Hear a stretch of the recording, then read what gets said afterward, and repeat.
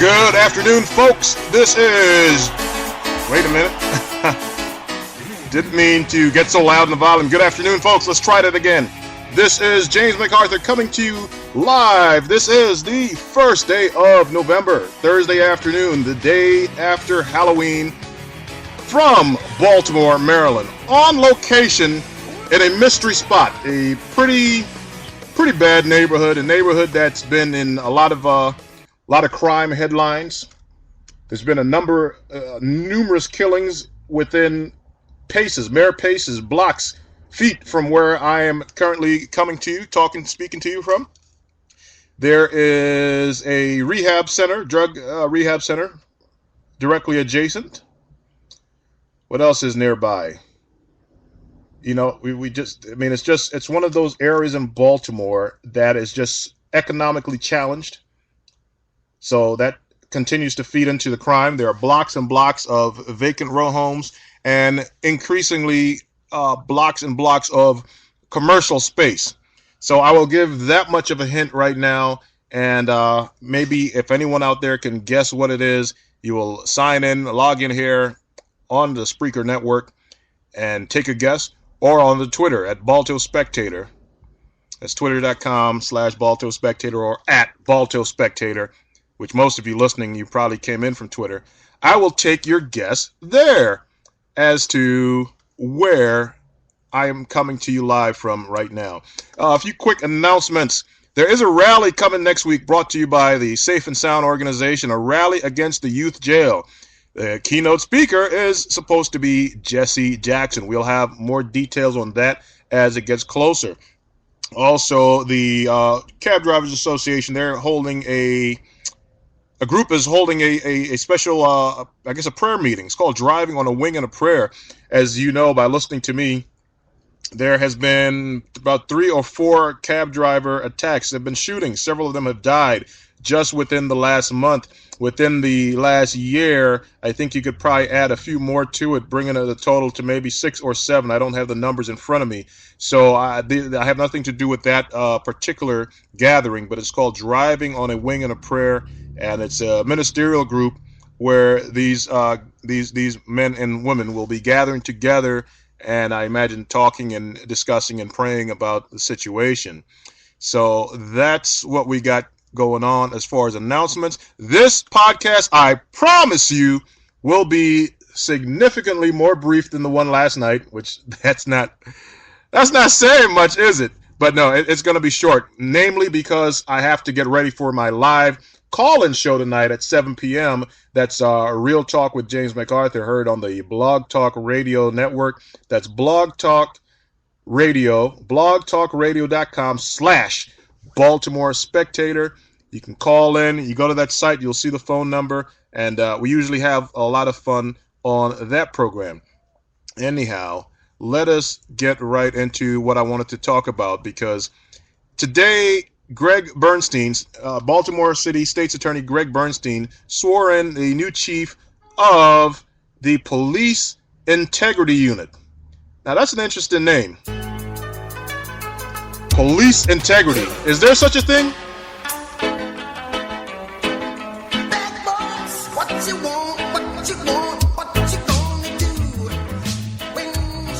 Police Integrity in Baltimore.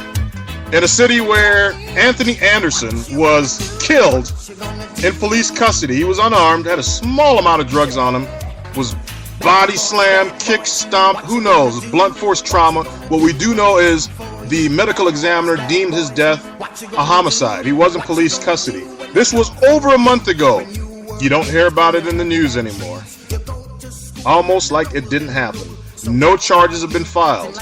Almost like it didn't happen, but yet we're told there's a police integrity unit. Well, where was this police integrity unit when Officer John Ward had a murder weapon, a weapon with blood on it, found in his truck, a police officer. The weapon that was used to kill little 13-year-old Monet Turnage. Police integrity unit? Really now? Please, please, please, Bernstein. Keep it real with us.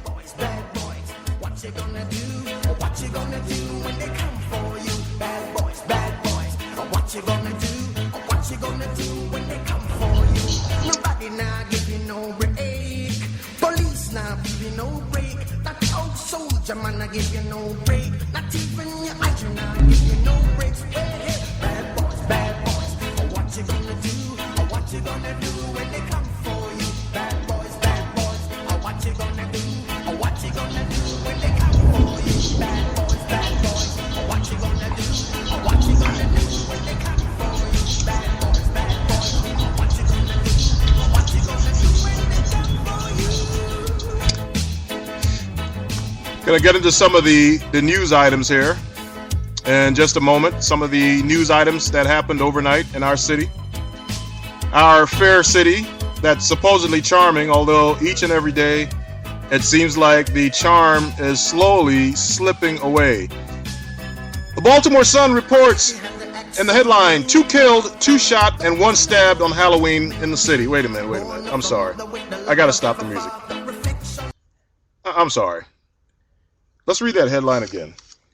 2 killed, 2 shot, and 1 stabbed. So 2 were killed, 2 were shot, 1 was stabbed. How were the 2 killed? That's a goofy headline because they're actually the 2 who were killed were also shot. I'm sorry. Picking on the Sun is just too easy sometimes. 2 killed and 2 shot as if they're 2 separate things. How about 4 shot, 2 fatally? 4 shot, 2 killed. No, 2 killed and 2 shot. Did they get run over by a car? Did the bus hit them? I mean, did they eat some bad Chinese food? 2 killed, 2 shot, 1 stabbed on Halloween in the city. It's a lot of violence, folks. A lot of violence. And if you want to read the article, it is available at thebaltimoresun.com. I think they may still be paywall free. The second murder that happened last night around 10 p.m. happened on the 6,000 block of Marjorie Lane, which is noted in the paper being east of York Road in Evesham Park. It is just a little ways east of York Road. As you know, York Road is the extension, same road, changed name, of Greenmount. I continue to tell you, we have more shootings, murders, killings, stabbings on or near Greenmount/York Road than nearly anywhere else in the city. There are actually, according to Sham, about 3 places that may have more violence than that corridor. But that's it. It's in the top 5 most violent places in the city. And hence, we call it the corridor of death.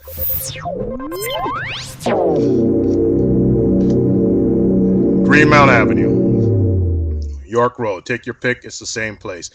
Moving along in the story there. So you have 2 murders that happened by 10 o'clock.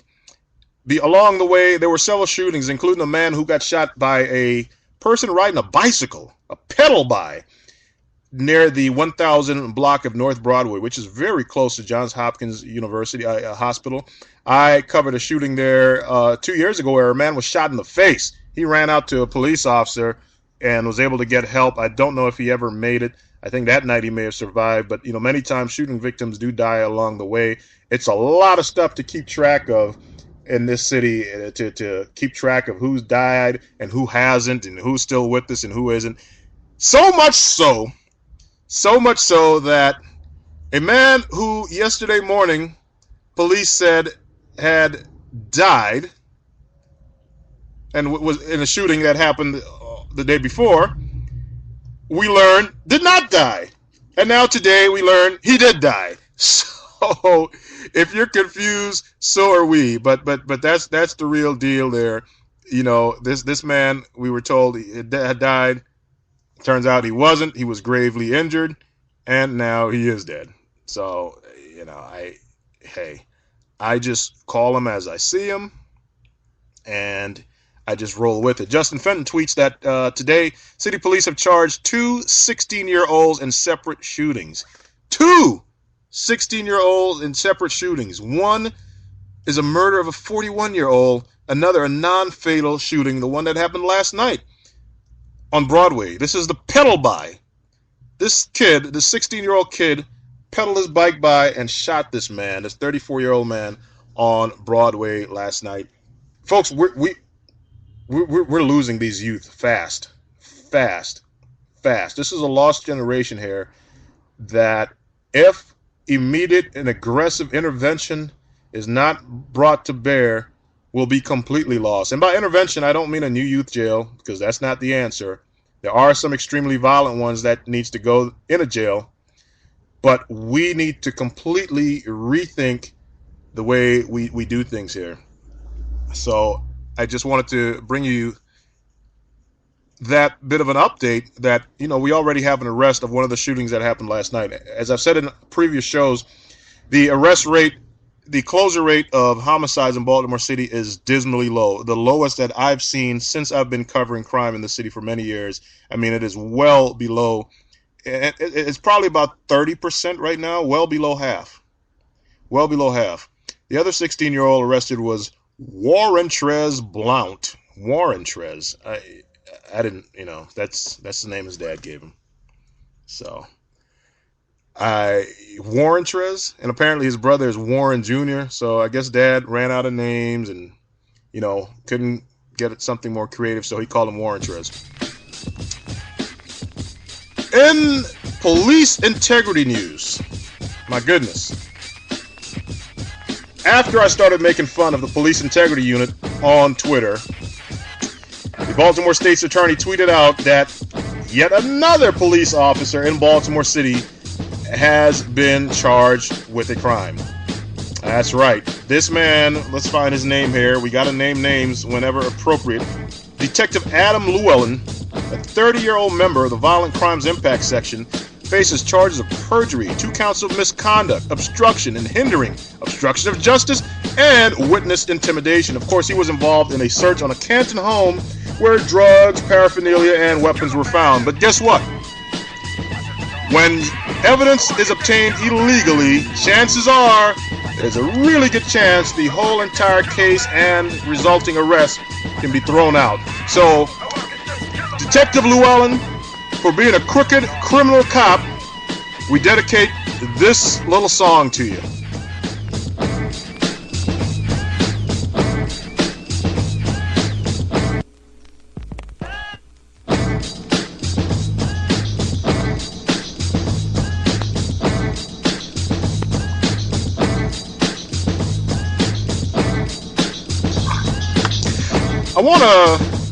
I want to call out a Twitter account that I get a lot of my information from.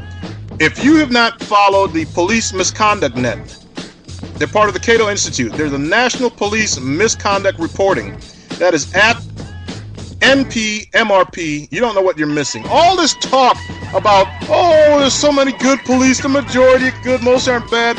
If you have any idea how much wrongdoing happens nationwide in this country every day by police officers, you would rethink this. Of course, there are some good ones, but there are a whole lot more bad ones than you have any idea. Oftentimes, the stories are not covered. Sometimes they're covered briefly and they're quickly dismissed, quickly suppressed, quickly buried. But you got to check out the Twitter of NPMRP or go to their website, policemisconduct.net. A story I want to highlight to is the latest one involving a police chief from North Chicago, Illinois, being arrested and charged with theft of more than $140,000 from what? Drug arrests. You wonder why they do so many drug arrests in this city and elsewhere? We have Officer Reg right now serving federal time from Baltimore City. He was dealing drugs out of his police car. A lot of police officers sell drugs. A lot of police officers rip off drug dealers. It is much more common than you know. Much more common than you want to believe. Much more common than you think. So the story is there on their Twitter about police chief, former police chief. He's fired. He's going to jail. Michael Newsom.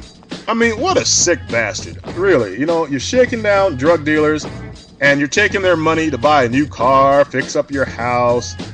Yeah, that's law enforcement for you guys.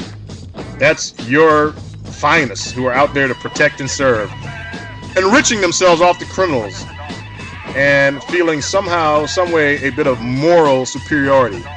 I don't think so, buddy. Not in my book. And the Baltimore Spectator is going to call them as we see them and continually call out police wrongdoing. We got to break the myths. We got to break the fallacies. We got to break the stereotypes. Let's look at this word real quick. We're wrapping up here. State's Attorney Greg Bernstein called it the Police Integrity Unit. I have a problem with that word. Integrity merely means a firm adherence to a code of conduct. Whose code of conduct? Who knows? It's not an easily defined word. It's rather vague. It just means, you know, you're adhering to a certain code. And that code may be different than what the community believes in. I personally would have liked to have seen a police accountability unit. Accountability is defined as the quality or state of being accountable. Accountable to you, accountable to me, accountable to the department, accountable to the city. That, ladies and gentlemen, is what we need more than anything else. We need accountable police. Integrity, moral standards are changing in society. Things that were considered grossly immoral just a generation ago is commonplace and acceptable. Think about some of the ballot measures you're voting on as we speak. So we cannot have a shift in standard such as integrity be what is used to ensure fairness in police, to ensure that they're going by the law. So I believe there is strength and power in words. I mean, this is you're listening to someone who uses words for a living. You're listening to someone who writes thousands and thousands of words, a week, a year. I mean, a week really. So it may seem petty, it may seem minor, but to call it the Police Integrity Unit, no, we don't need integrity because that doesn't mean anything. We need accountability. Look up the two words. Do some homework. This is Dr. MacArthur giving you a homework assignment. Look up the definition of integrity versus the definition of accountability and tell me, given a choice of one or the other, which of the two would you prefer to have in your police officers? Integrity or accountability? And you'll understand what it is I'm talking about. Folks, we do need your support. This is a listener/reader supported service. Donations are acceptable through Secure Server at the BaltimoreSpectator.com. Upper left-hand corner, you click the tip jar, and hey, a couple bucks goes a long way in helping us bring these news and views and information to you. Literally, some people have just literally sent, $2. It goes a long way if enough people do it. So we don't need everyone. We just need a few who decide, you know what, we like what you're doing. We want to help you continue. We want to help you expand. And here's a couple bucks. We appreciate it. It's just a tip.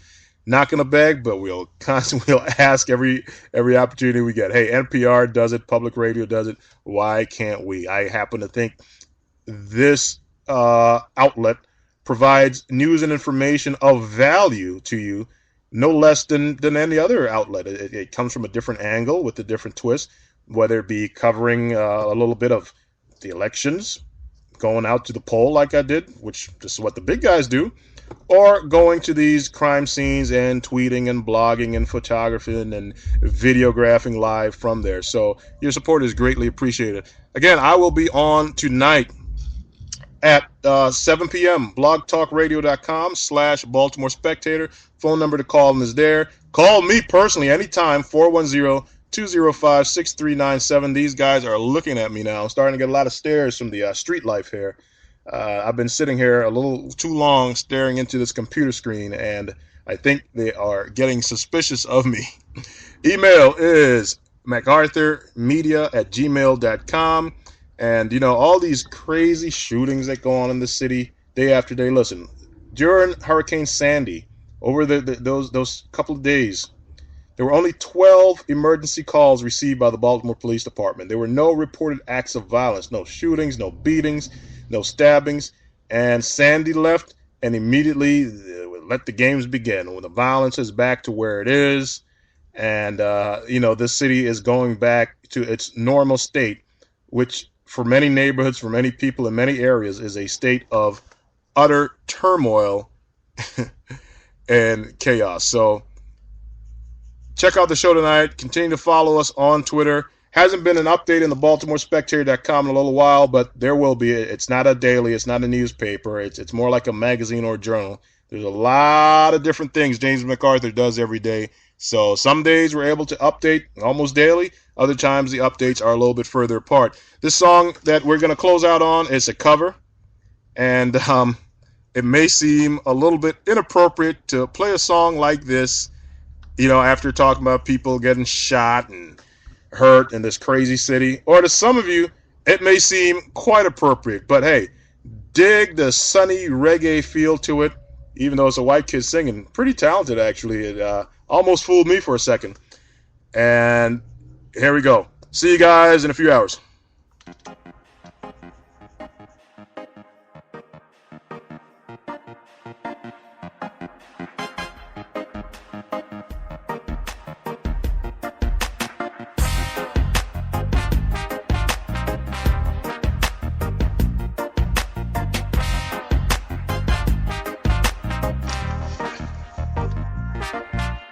Robber's got a quick hand.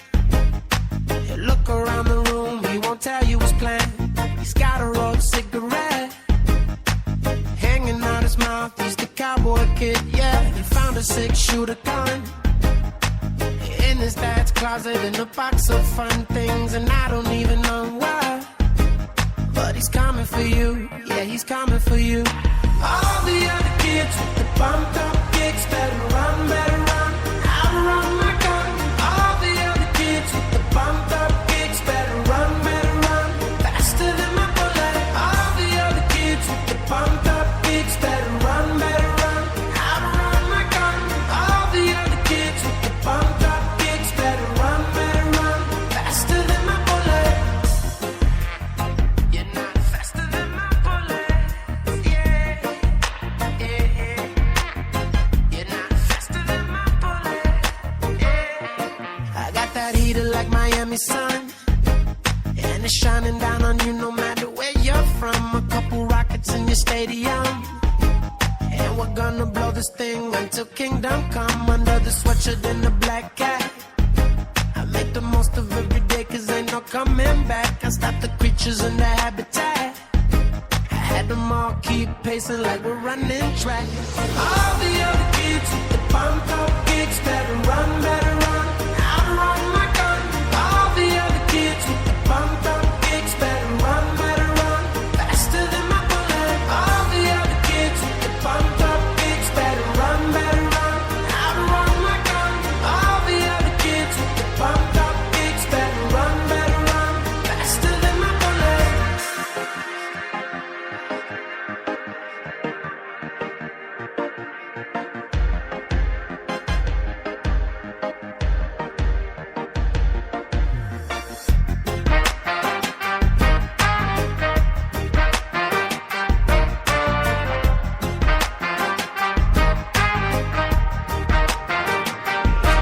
All the other kids with the pumped up kicks better run, outrun my gun. All the other kids with the pumped up kicks better run, faster than my bullet. All the other kids with the pumped up kicks better run, outrun my gun. All the other kids with the pumped up kicks better run, faster than my bullet. You're not faster than my bullet,